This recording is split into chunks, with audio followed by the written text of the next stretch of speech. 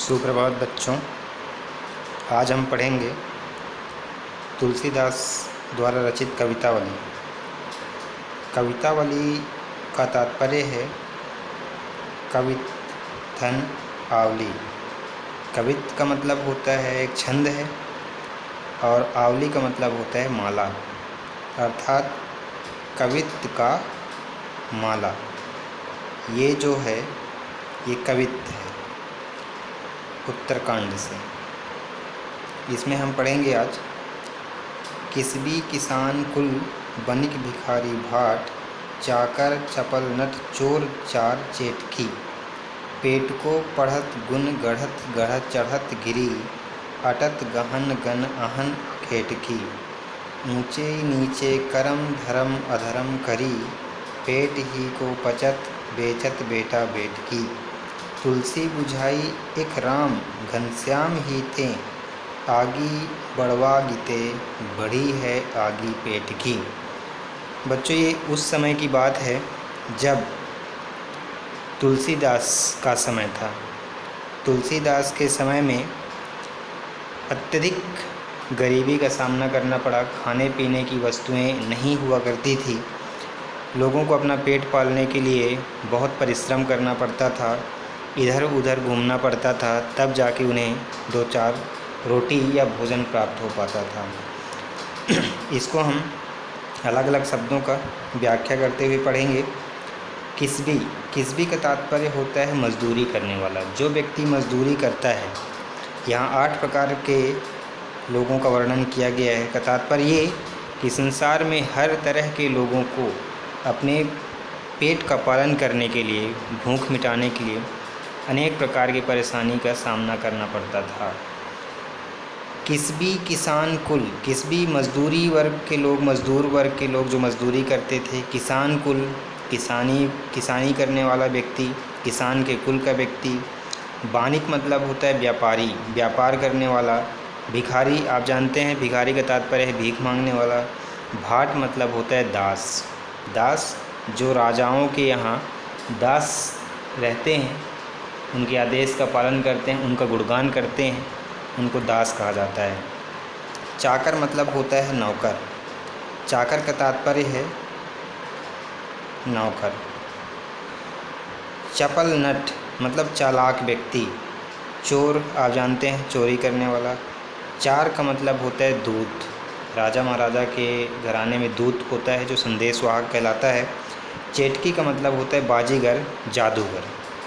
तो किसबी किसान कुल बनिक भिखारी भाट, चाकर चपल नट चोर चार चेटकी का तात्पर्य एक लाइन में मजदूर, किसान कुल का व्यक्ति, व्यापारी, भिखारी, दास, नौकर, चालाक व्यक्ति, चोर, दूत और बाजीगर।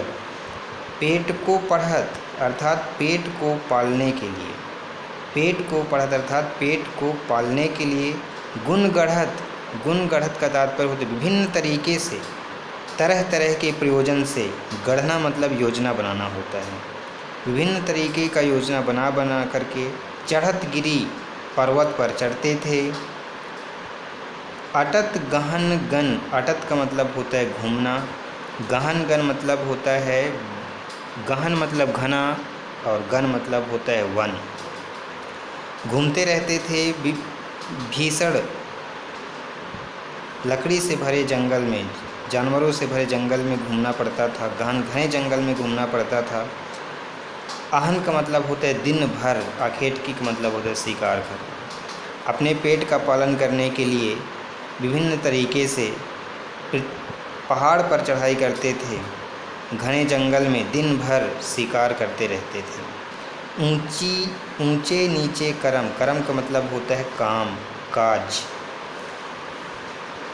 व्यक्ति ऊंचा नीचा कोई भी काम, पेट को पालने के लिए किसी भी तरह का काम करना ज़रूरी समझते थे, क्योंकि उस समय उन लोगों के लिए सबसे बड़ा जो ज़रूरत की चीज़ें थी वह भोजन। भोजन प्राप्त करने के लिए चाहे काम ऊंचा हो या नीचा हो, सब करने के लिए तैयार थे वो। धर्म अधर्म करी, धर्म का कार्य करते थे, अधर्म का कार्य। धर्म मतलब कुछ सच काम करते थे, हर कुछ बेईमानी का काम करते थे। पेट ही को पचत, और पेट को पालने के लिए, पेट ही को पचत अर्थात पेट को पालने के लिए यहाँ तक कि वह अपने बेटा और बेटी तक को बेच दिया करते थे। आगे कहते हैं, तुलसी बुझाई एक राम घनश्याम ही थे, आगी बड़वा गीते बड़ी है आगी पेट की।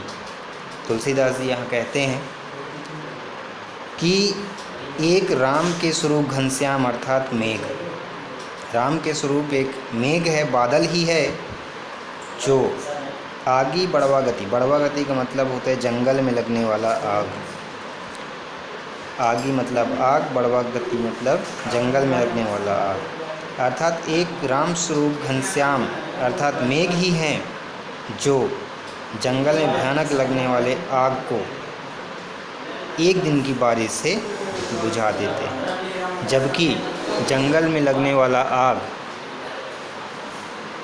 इतनी जल्दी बुझती नहीं, उसको बड़े सीमा में फैल जाता है और बुझने के लिए काफ़ी दिन वक्त लग जाता है। लेकिन उस जंगल के भयानक आग से भी जो पेट की आग है अर्थात पेट की भूख है वो सर्वोपरि होता है।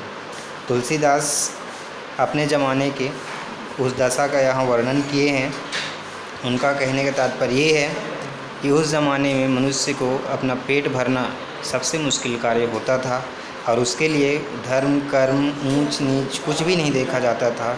जहाँ से भी भोज्य पदार्थ प्राप्त हो उसके लिए वह चोरी करने के लिए, हर कार्य करने के लिए तैयार हो जाते थे।